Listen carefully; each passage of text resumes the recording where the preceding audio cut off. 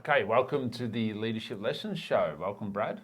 Mate, thanks for having Bradley me. Smith. Appreciate it. Thank you, guys. Caleb Nichols, if you don't know me. So we'll look at a few things today. Flexibility requirements of the modern leader. We're going to look at Mark Dobbo, the man behind talent. That's him. Brad did a little interview with him.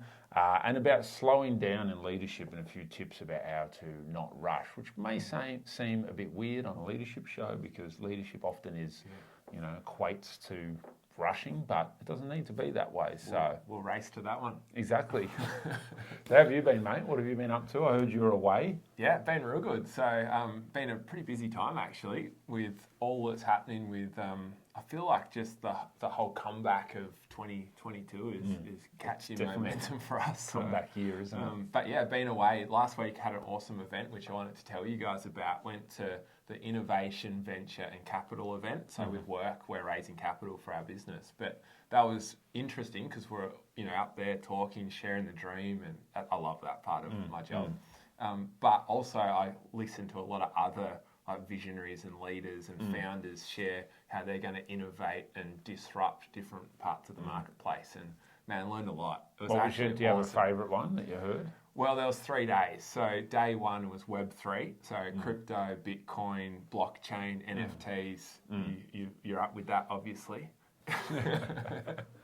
Not across it deeply, but I met have a quite general understanding. Met quite a few 21-year-old wealth advisors. Yeah, nice. Which good on them, man. They're smashing it. But it's interesting. Very, very young and new.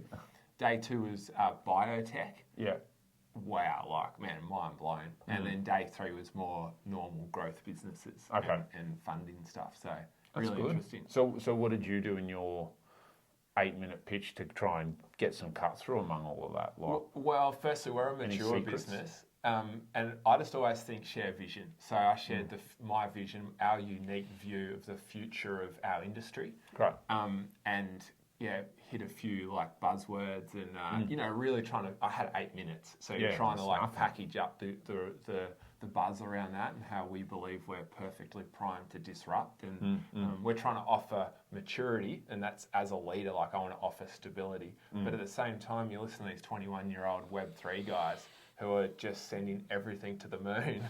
We've got to compete with that. That's crazy. Want to offer huge upside too, which I think that's a job of a leader is to balance your stability with your ability to scale whatever you're doing. Well, I think, you're spot on. I think a good leader, people look for in a leader stability.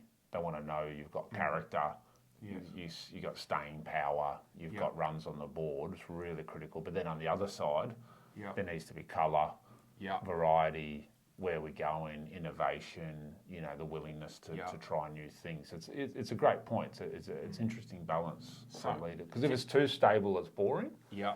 And if it's too visionary, it's destabilizing and it's insecure and you can't really follow that. So I think it's a good lesson for anyone who's in leadership. We've got to share vision. We're dealers of the currency of vision, really. Yeah, definitely. And so the biggest question I got was I'm 15 years into my business, why now? And I'm standing next to kids who are startup guys with huge upside, and they've got no problems to talk about. Where I've got to talk about real customers, real products, real history. And were you when I was your age, I was Australia's Young Entrepreneur of the Year? How often do you pull that card out? It's by the way. I try and let the marketing guys deal with that. That's awesome. I'd be using that everywhere. All right, the other thing I wanted to talk about, I want to talk about myself actually. Oh, yeah. No, I want to hear because I was away this. As well. You were? You went north, I went south. Man, I think I did the win there. I defrosted for a few days. I went to Hobart. I went to Hobart, right? Yeah. It was not as cold as Melbourne. Yeah. We were sweating everywhere we went because we had jackets on, thinking it's going to be freezing. Anyways, I went down for my 40th. Mate, so I took a bunch happy birthday. Yeah, thank you very much. I'm not quite there yet. It was a bit early. But I was like, is it your birthday? Because I definitely thought I forgot. Yeah. I don't know when it is anyway. It's in November 15th. Okay. Buy me a big gift. No, it was really good though. When it was to mates, no wives, no kids, which people are shocked at. Your wife's not going. So, no. It was great. We'd watched the footy and did a couple of whiskey tours, and it was really good. But just coming home and just reflecting on, like, one, I feel very privileged. A lot of people don't have many friends, or, you know, lots of people have acquaintances. Not many people have deep friendships. Yeah. And I got heaps of not only guys that went, but lots of other guys, you know, where there's deep, you know, intimacy is a weird word when you talk about guy to guy, but like in the sense of like you can talk about life and journey together, and it's just so important. And then doing things like that, getting away, although there's a lot of preparation required, is really powerful just to build deep friendships. And, you know, it just hit me obviously on the weekend just how important that is. But yeah, you got to make the time, make the effort, do the preparation if you want to have the deep friendships kind of thing. So that's awesome, man. I'm a bit jealous. It sounds so good. Yeah, any dirt biking? No dirt biking. I'll keep that on the table next time. 45th. Next time. 41st, mate. You can lead the 41st celebrations. So this next one I wanted to talk about, next little segment, is called flexibility. The flexibility requirements of the modern leader. And I don't want to get overly political here, but the Manly Sea Eagles debacle or controversy over the Pride jersey last weekend, I thought was really, really interesting. Now, let's put the LGBT stuff to the side for a second, but I just thought Des Hasler, the coach of the Sea Eagles, was just epitomised the modern leader. So this is a guy who's just, all he knows is rugby. He's played rugby as a kid. He's been a professional rugby player. Now he's a coach of rugby. Like, that's all he knows. Throw a ball, be a massive dude, train massive dudes to, like, win games. Like, but the modern leader, like, then all of a sudden he's dealing with a Pride jersey, and he's dealing with LGBT politics, and then media just going crazy for this story, and then these Polynesian Christian 7 guys who didn't want to wear the jersey, and just managing that whole thing, I thought really epitomised the modern leader. Just, you have to be nimble, you have to be gentle and hard, you have to be strategic, but also stable, like we were saying before. You've got to kind of be able to do it all. You've got to be politically on the cutting edge and understanding, like, culture, but then you have to be deeply respectful of everyone's beliefs and kind of try and understand where everyone's coming from. So be empathetic at the same time. You've got to have IQ and EQ, so be really smart, but also be really personable and relational, and It's interesting. And also you're playing this out in the arena of the media, who all they really care for is eyeballs. Yeah, they get paid to have our attention. Yeah, exactly. And they create the attention often through all the drama. Well, it's kind of reminds me of the Kyle Chambers stuff with the Commonwealth Games. You know, the swimmer. Yeah, that was.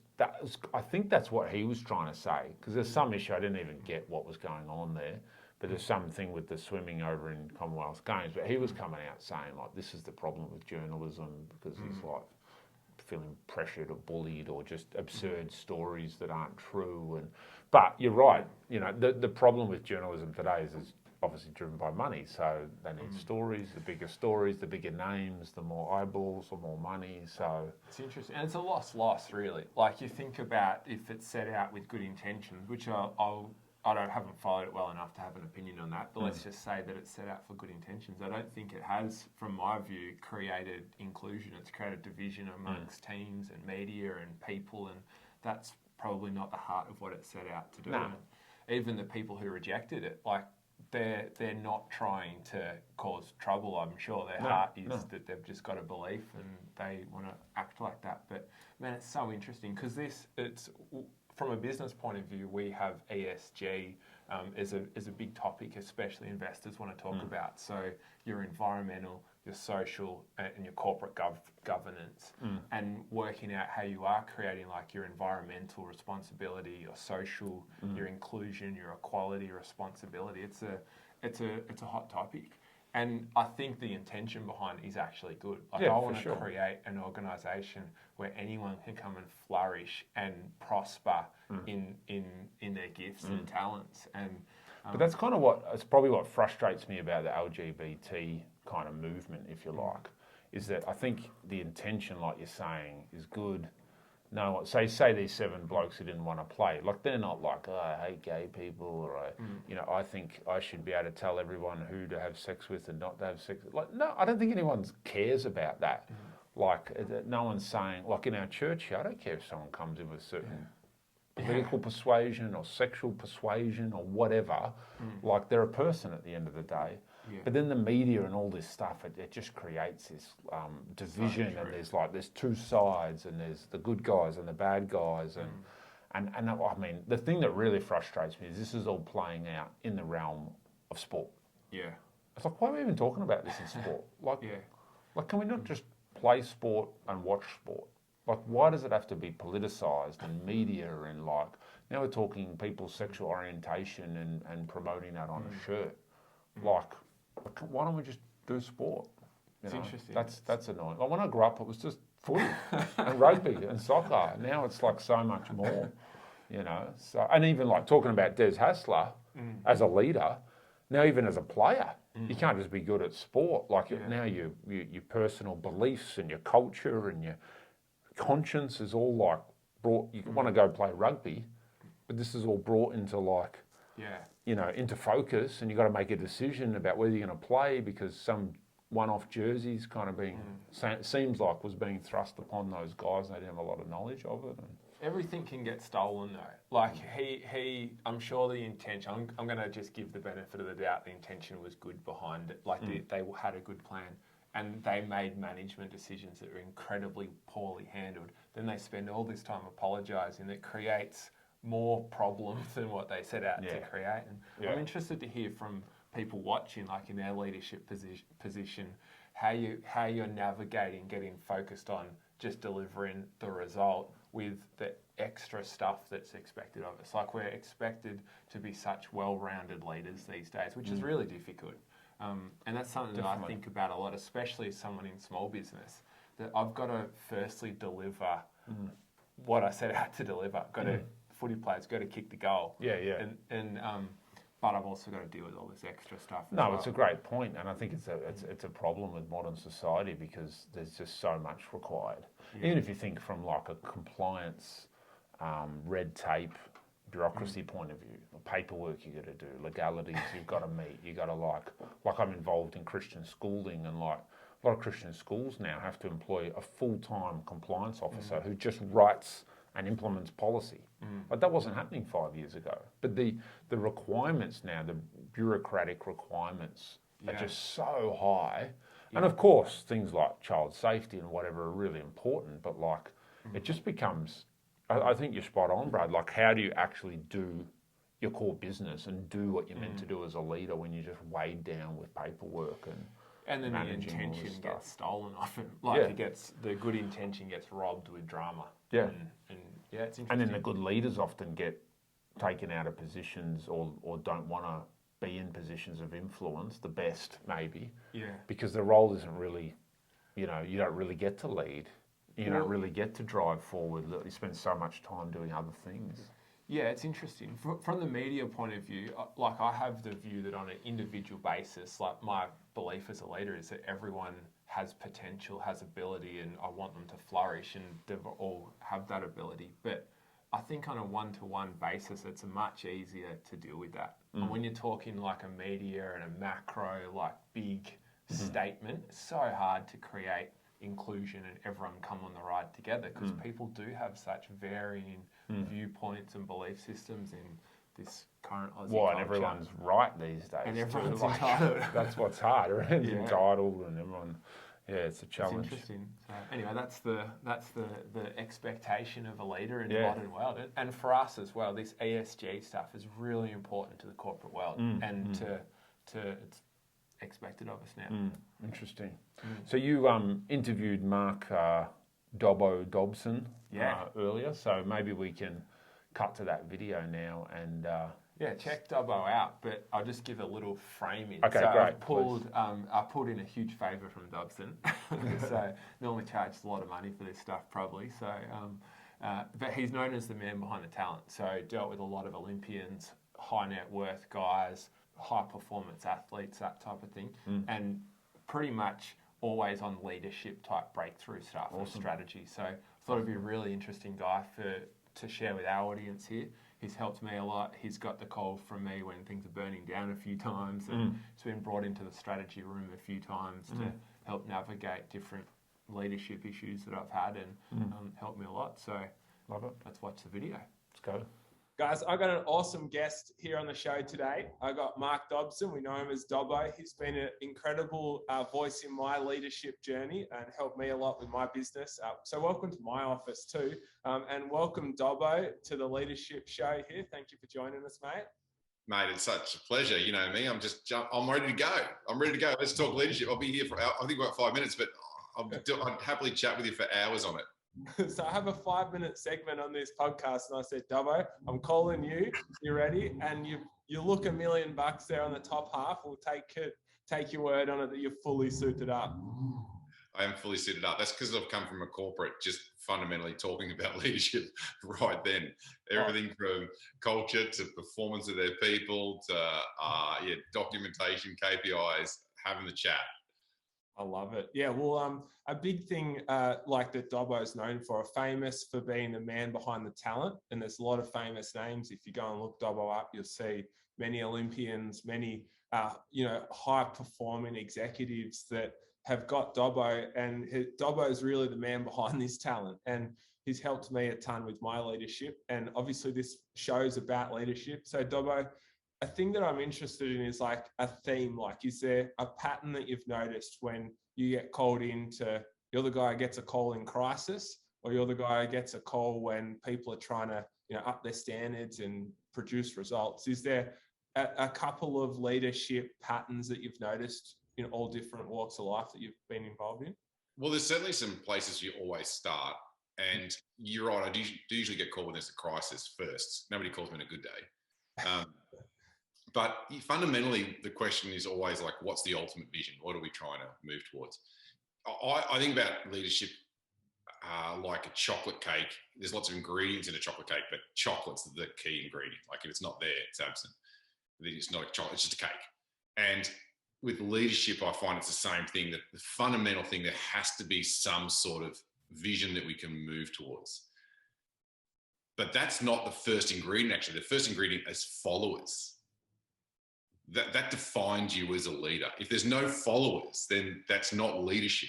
It's just a crazy person walking around. So I'm trying to establish what is the ultimate direction, because that's going to say where we're going to take our followers to. And then what is the connection to the followers? Is that at its maximum? Is it harmonious? Is it effective? And that's where those other cliches come from, communication, charisma, delegation, all these, they're all tools to move followers. You don't need all those tools.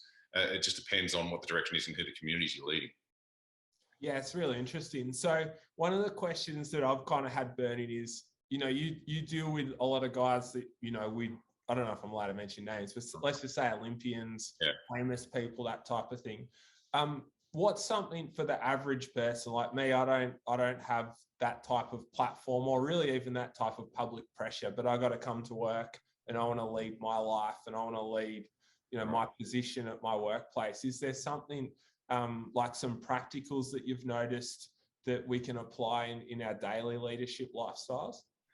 When people are leading themselves, it basically says that they recognize that they have a choice, and that their body and their mind can be the follower. And that if they don't consciously lead from, say, a spiritual space, a primary, agenda, your essence, if you're not leading from there, then your mind and body are going to make different decisions. And the real power for leadership is clarity. Clarity of what does success look like? So I want to have some clarity about what success looks like when I go to work, when I lead a meeting, when I have a conversation with my children or my partner or my mum and dad or whoever's key. What does success look like? And then what's really crucial is to be very kind to yourself, because when someone's on a journey like this, they tend to be very, very critical of themselves and not kind. And that's not helpful, because most people set a vision first, but they haven't really worked out how things actually work. So they often use a strategy that's not accurate. So if we have a falling out with our mum and dad or a partner or kids, and there's a bit of tension, that's often resolved in multiple small conversations, sometimes one big one. But if we step into that with the wrong strategy, then we can feel like a failure, and then we can come up with an unhealthy conclusion, either that it wasn't meant to work itself out or I did poorly, when the truth is we're trying to work out how does it work. So when I'm coaching an athlete, I'm trying to make sure they understand, well, if you want to be an Olympian, do you know what it takes and what the small decisions are every day? So it's about clarity, and then it's assessing whether or not your strategy for getting that is actually, does it actually work? Your idea of how to lead a meeting, or the idea how to resolve conflict, your idea for what you got to eat in your body, is it, or is it just a cliche that you saw on social media? That's such a good one. Well, that one, that's like a knife in the heart to me. I remember one of my first Dobbo projects was I was getting ready for the world titles, and I was very ambitious and I wanted to win, and had Dobbo around, peak performance coach, let's get ready to go, come and make sure I can win, and tell everyone what you said to me, Dobbo. Oh, I said, you're kidding yourself. You've got a diary of a CEO. You don't have a diary of an elite level athlete. And it's pretty obvious. Like if you're going to have date night once a week, your relationship's probably in a pretty good spot. If it's once every year, it's probably not great. So you can tell what outcome someone's going to get from their diary, and you are the diary of a CEO. You're running a business, and your competitors are diaries of elite level athletes. We had to change the diary. That was the strategy. We changed the diary, and you did pretty well. Then you busted your shoulder, and then you said, we got to a point, everybody, where I said, I think you might be able to do this. And you said, I do too. And then you busted your shoulder and you said, I don't think I can do it. I said, no, neither do I at the moment. And then I think about 6 weeks later, you were like, a chance. I think you came 4th or 5th on that year.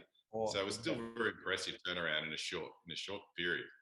So you really helped. I think those little steps that's one of the things that I take from when I deal with you with leadership stuff, is that you always break this big vision down into very little steps. If it's not in the diary, it's not going to happen. I remember you just saying that all the time to me. And I think that's a good practical for us to take home. Like, let's do a reflection on bits of our life that we're leading. You've even talked to me about my marriage and my parenting, and making sure that my diary lines up with building a good, married life or a good dad life. And I think that's really good advice. And I would just add on to that. I think this preoccupation we have today with best life, everybody wants to live their best life. I think it's a fool's gold, because you can't have hot water without cold water, and you can't have happy without sad, and you can't have love without the frustration that comes with it. So you're going to have all these different human experiences. So what I tend to aim towards is just being on a streak. So if I want to do really well, say at work or in my relationship with my family, you'll probably fail at some point. It won't go well. But look, you might go, we had 21 really good days there. And then the next question is, how long did it take me to recover to get back on track so that I could have another 10 good days? So just try to go for a streak. So when things don't go well, it's better just to accept that and then just try to get on a roll again. Man, that's awesome. Well, it's so good to outsource my segment here to you. You've upped the dress standard incredibly. So, no, thank you. It's awesome, mate, and always love your insight. And I am the guy who calls you when I got a crisis more than when I call you any other time. So you embody that. But luckily we enjoy hanging out. This will be the shortest conversation you and I have ever had, I think. So it's been a pleasure. No, sounds good. Thank you, mate. Wow, fantastic. That was really interesting. He's obviously, some pearls of wisdom, some leadership pearls of wisdom there. And that was just a 6-7 minute conversation. Yeah, he's good. So I think the big thing is that it just reminds me that leadership doesn't matter on your position on the org chart. Like, we're all in leadership. And I liked what he talked about, how leadership requires clarity. And that was really good. I think about that within my team, even guys that probably wouldn't consider themselves in leadership based on where they sit on the org chart, have such an opportunity to lead and shift our team from where they sit if they come with clarity and if they know what success is for what they're doing and the part they're playing, and that adds huge value to our We whole mentioned team. about leading yourself, and I think that's so important, and something we're trying to do with this leadership lessons and the show and stuff is that it isn't just positional leadership, Yeah. but it's family leadership, it's Yeah. personal leadership, Yeah. because we're all a leader. If we get out of bed in the morning, Yeah. you know, we're all a leader at some level, and that's what you're trying to teach your kids, So true. is how to lead themselves and run their life, and you know, and leadership starts, you know, at home with yourself. Yeah. Before you can lead anyone else. If you can't lead yourself to get out of bed and get dressed and be responsible and whatever. And I thought that was really good what he said, and how that leadership essentially, so it doesn't matter if you're the Prime Minister of Australia or if you're just trying to teach your 15-year-old how to lead themselves, like it comes from this essence or spirit or something on the inside that's got to be clear and right and focused. I thought that was a great point. Yeah, it fires you up a bit, really. I think that's the big thing is we, wherever our position is, we can always have a vision for where we're leading ourselves and bringing people to as well. So you mentioned in there that he's really good at breaking down. Sounds like strategy is a big thing that he works with the talent. Yep. Strategy, but then breaking that down. Yeah, man, well, as you saw in the video, I had a few steps missing in my vision as a young man. But yeah, really good about it's actually a quote that I saw in your office. I've said it a few times on here, focuses when calendar and calling meet. Yeah. And that's actually pretty much what Dobbo was saying too. Yeah. And something I've been focused more and more on. And as a leader, I've had to get organised. It's not my strength by any strength. Yeah. To make sure that my strategy has small steps and those small steps have a place in my calendar so I can produce my outcomes based on strategy and structure and then BYO passion. Yeah. And well, I think it's a big problem for individuals and for positional leaders is that there's a lot of talk. Yeah. So show vision, even strategy, it can be talk, it can be words. Yeah. But the calendar piece is what finds you out. Yeah. Like, is it actually there? Like, I often say to people, like, you can have a vision or a goal, but, like, does it fit into your week? Because if you can't see it in your 7 days, it's not going to happen. You can't just say, by the end of the year, I'll be doing X. Well, that's great, but does that fit in your week? Like, does it happen in reality? Because, you know, lots of us love to talk, and some people are really good at talking vision. Yeah. But and that's where execution is the key. Like, can you execute? And I think the small steps, it's a great reminder from Dobbo, the small steps, breaking it down, being patient, doing the process, you know, hitting smaller targets, getting small wins on the way to your big win. I think for me, an example that kind of lands it is like I talked at the start of this show about how I went to an event this week and had to talk about the upside, the vision, share the dream type thing. But then I've been, like today, it's end of month, it's just the second day of the month we're recording here. So I've got my end of month process. So I've got to be able to have my huge vision, but then I've got to come back to my office and I've got a project management tool that has my end of month recurring tasks that I have to make sure have happened. Even just simple things like reconciling my accounts, making sure that my reporting is very clear, very structured and done every month. Because in 2025, I want to have a major exit in my business. And for that to happen, I've got to make sure I'm tight, managed, clear, accurate today on the 2nd of August. Yeah, which isn't natural. Yeah. You know, it's really not natural. Like, there's everything in us and our lives and our what we're doing kind of pulls against that being organised and being strategic, and I think you don't wake up and that pulls harder on me.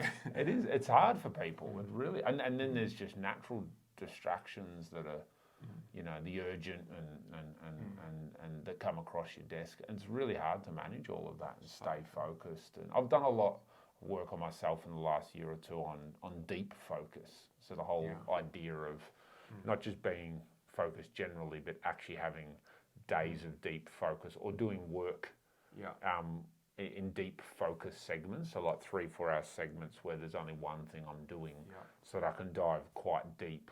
And it's actually mentally, there's a lot of research behind it, because a distraction, a simple thing like checking an email or having a look at social media or just watching a YouTube video can actually cost you focus.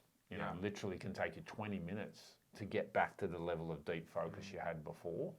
So I've worked a lot on that, and I found that to be really powerful to impact. But it requires a lot of saying no. Yeah. And that's really, that's hard. So true. Yeah, I'm keen to hear from like people watching, do you do block time, deep time? Like, how are you getting your focus? And is there any hot tips you guys have in there? Mine ones, I've been using Asana.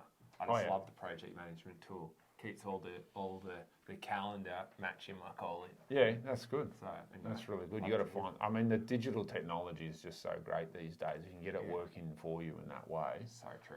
But you still got to say a lot of no. That's what I find is the key to focus is really the ability to say no to the things that aren't going to get you there. You know, within reason, obviously. So that's true. All right, last thing I want to talk about is slowing down. Wow. We are clicking gears. It's a good contrast though, because you can easily get caught thinking strategy, execution, calendars, and that can sound like rush, hurry, perform. You know, if you're having a bad day, just be stronger. If you get beaten down, just be tougher. And there's elements of truth in that for sure. But I don't want people to misunderstand. I'm not promoting in any way that achieving goals means you got to kill yourself and you got to rush and you got to, you know, dance the line of mental stress and burnout and depression and getting divorced because you just give all your time to work, you know. Yeah. I think so. That's what I want to talk about next is, well, how do you execute and strategize and hit goals, but slowly? It's really good. We're slowing down. Yeah, are you going all right? That's hurting. Twitching. But it is counterintuitive because, again, like, it's not easy. Like, we think rushing means achieving. Yeah. You know, and we tie busyness to importance. Yeah.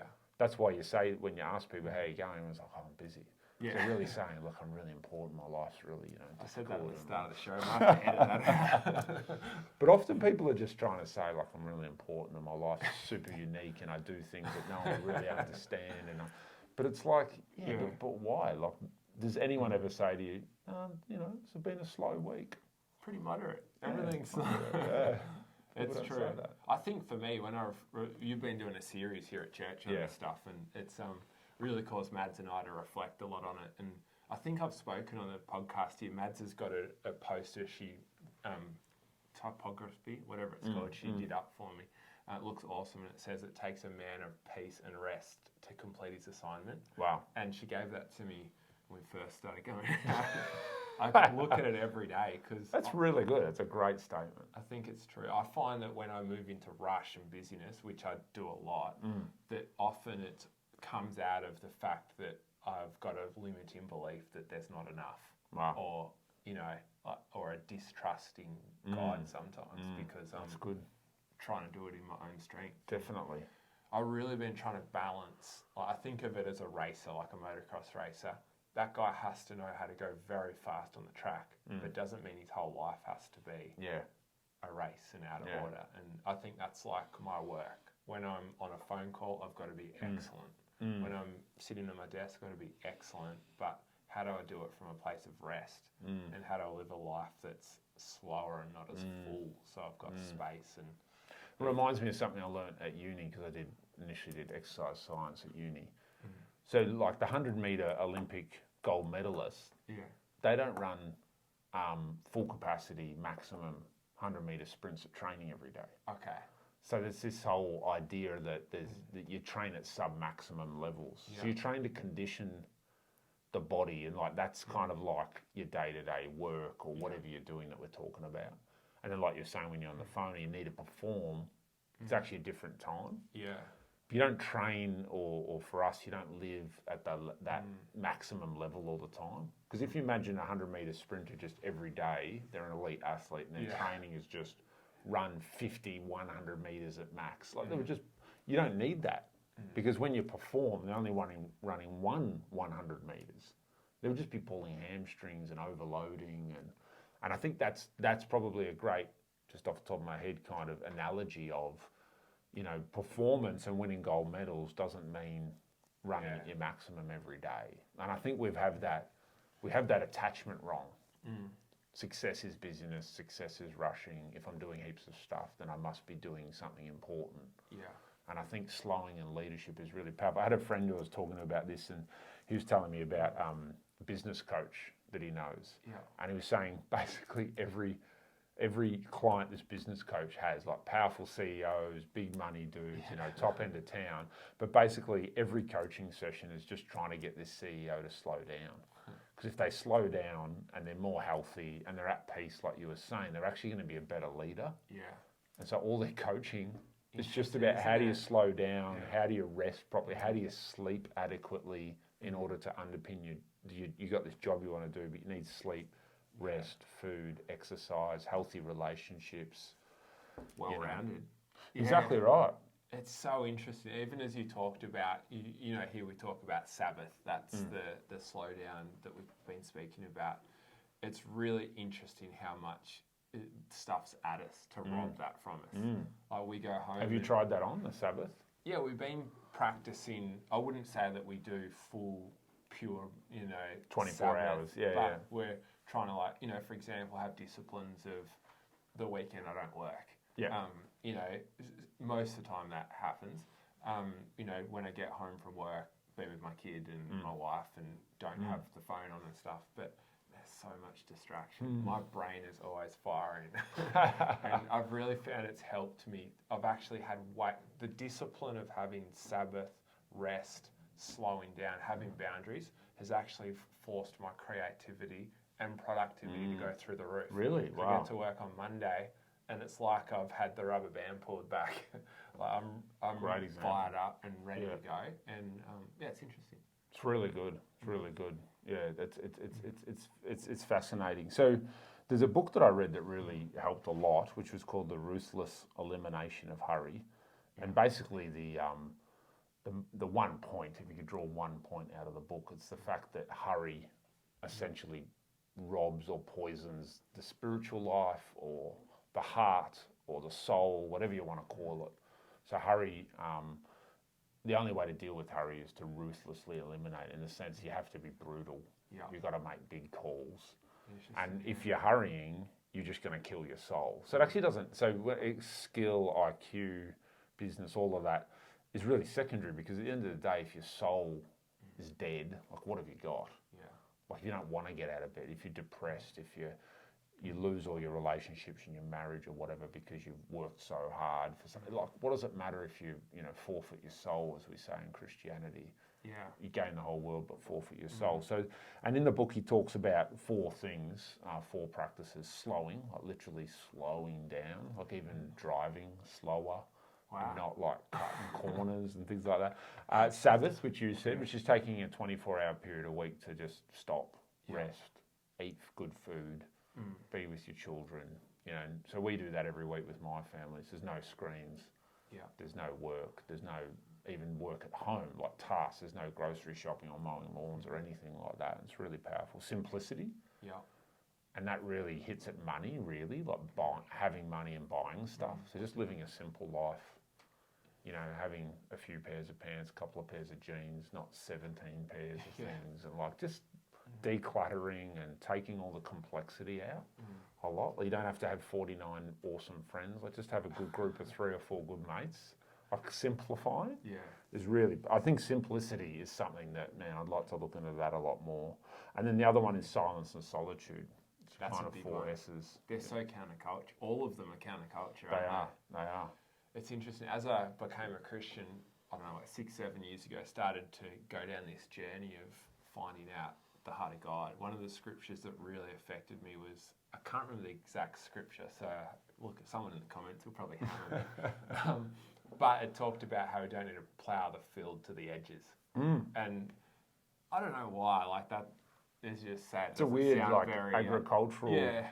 But just metaphor. really affected me, because I realised that in every area of my life I was ploughing to the edge and more. And I think this Sabbath thing really forces you to just have those boundaries and have space, and there's enough. And well, another Jewish principle or command, agricultural one, was that they should always harvest the wheat and not pick up anything that falls to the ground. So they would harvest the wheat, and if wheat fell to the ground, they weren't to pick it up. Interesting. So that would allow about 10% of the crop to fall to the ground, and then the poor or the widow or whatever could come and pick it up. Wow. So it's similar to the, just you don't need every bit. Yeah. You don't have to bend down and pick it all up, and you don't need to, plough to the edge. It's like just leave it for someone else, so someone else can benefit. And if you don't take everything home, you're still going to have enough. Yeah. You know?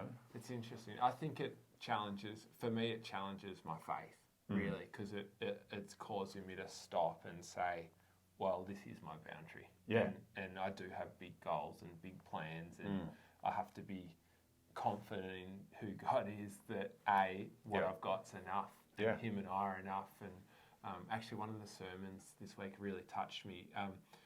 Pastor Andrew talked about Job, and basically he just said the purpose of Job, a guy who got everything taken from him, was got to the end and God was like, I made you, and that's enough. And yeah, interesting. It's crazy. 42 chapters, and that's the point. Yeah, and it's so counterculture. And I feel like this kind of Sabbath rest, slow down, causes me to look at my faith in that way. Well, definitely, and that's what I want to finish on 3 leadership tips to slow down and stop rushing. So the first tip is that your life has to be orientated to a value that's higher than yourself and bigger than yourself. And for you and I, that's God. Yeah. But if it's not something bigger than yourself, outside of yourself, something that has meaning beyond you just having pleasure or payoffs or benefits or what you want, then it's really hard to slow down.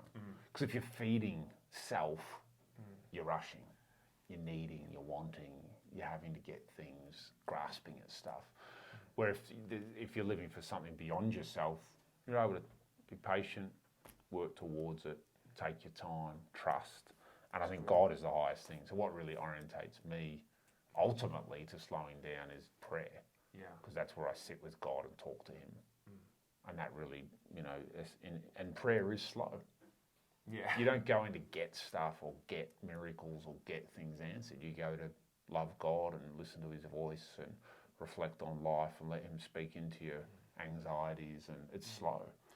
So it's interesting. And doesn't the perspective of eternity affect your hurriness? 100%. But when you look at God and He looks at you, you're like, man, I don't need to go out and bash that person or rush for that thing or buy that super expensive thing. I don't need it. Yeah. Your perspective shifts. So the second thing is you have to rebel or resist the cultural norms of hurry. I think that's the second tip and importance there. You have to take a deeply rebellious, strong, resistance fighter type attitude to hurry. You got to hate it. If you don't hate it, it's very hard to we don't even see it. You just live as a normal Aussie. If you're just part of the normal flow of being a cultural Western Aussie person, you're just going to be rushing. So you've got to rebel against the flow and be willing to hate that and see the wickedness, the evil, the poison in the hurry and what it's doing to people. And, there's such a thing as hurry sickness. People go... You make it sound much more exciting when you pitch it like this. Yeah, it's true though. But you have to. But if you don't, then why would you buck against it? You just go with it. So, and the third thing is, and you were touching on this. I think the third tip is you've got to embrace limitation. So it's very hard to slow down if you don't understand your own limitations. Yeah, man, that's counterculture. You're hitting all the. We're told we're limitless. Yeah, well, we are. But is it true? Well, even what we spoke about at the start, we're expected as leaders to be limitless. And do everything. So but we are limited. So I think that's a really powerful one just to finish on. You got to embrace your limitation, and if you're embracing limitation, you have to relinquish things. You have to say no to things. You have to be prepared to let things go, and you won't have every experience, and you won't eat at every great restaurant, and you won't have every possession, but that allows you to simplify and slow down. But if you're unable to relinquish and detach and embrace that this is who I am, this is the house I live in, this is the wage I have, then it's very difficult to slow down. So love it. Well, love to hear from people watching what they think of that, and love to hear how people are implementing this stuff, bucking the trends of our cultural moment. Is there any resistors out there? You've signed me up. No, well, thanks for your time today, mate, and you too. Appreciate great. It. Love chatting. Thank you guys for watching. Thank you. Talk soon. I trust you were impacted by that Leadership Lessons podcast. I would love to hear your thoughts about today's podcast. Please comment down below and please review the podcast and share it with a friend. Doing this inspires us and helps others to find the podcast. See you next time.